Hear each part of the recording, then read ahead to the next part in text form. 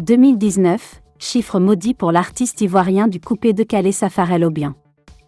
Depuis quelques jours, l'un des artistes ivoiriens le plus talentueux de sa génération, Safarel Obian, se plaint sur la toile en accusant Mola Omar de l'avoir escroqué une maison depuis 2019.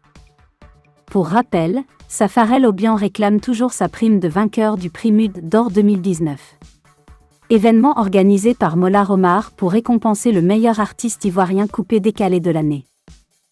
Mais ce que beaucoup ne savent pas, c'est que Safarel s'est fait extorquer une importante somme d'argent, au cours de cette même année 2019, par une autre tierce personne, toujours pour l'acquisition d'une maison. Dans un direct sur Facebook, Safarel Obian explique comment il s'est fait arnaquer la somme de 10 millions de francs CFA par une dame, pour l'achat d'une maison. En 2019, une de mes potes m'a présenté sa mère comme étant cadre de société immobilière. Celle-ci m'a fait la proposition de me vendre une maison. Nous sommes partis sur la base de la confiance, et en janvier 2019 nous l'avons contactée pour lui verser la somme de 10 millions des francs CFA à titre d'avance pour un total de 45 millions. Celle-ci m'a fait la proposition de me vendre une maison.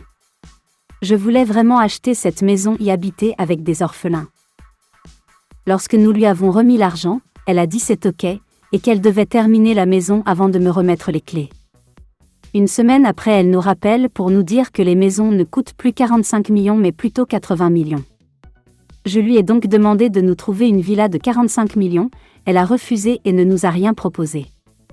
Elle nous a dit que toutes les villas étaient passées de 45 à 80 millions. Je lui ai demandé de nous restituer l'argent. Elle nous a dit dans 1 mois, ensuite 2 mois, au début du 3e mois, elle nous a donné un chèque correspondant aux 10 millions. Mon manager a déposé le chèque à la banque, le chèque est sorti impayé. Contactée, la dame a joué les étonnés. Vu qu'elle est une maman, je ne voulais pas y aller trop fort. Elle nous a relancés sur 6 mois, quand nous l'appelions elle coupait nos appels, lorsque nous sommes allés dans les 2 maisons qu'elle nous avait présentées comme ses domiciles, elle n'y était pas. Ensuite mon manager l'a retrouvée, nous sommes allés porter plainte à la PJ. Elle a promis à la police de payer et a demandé 1 mois pour payer.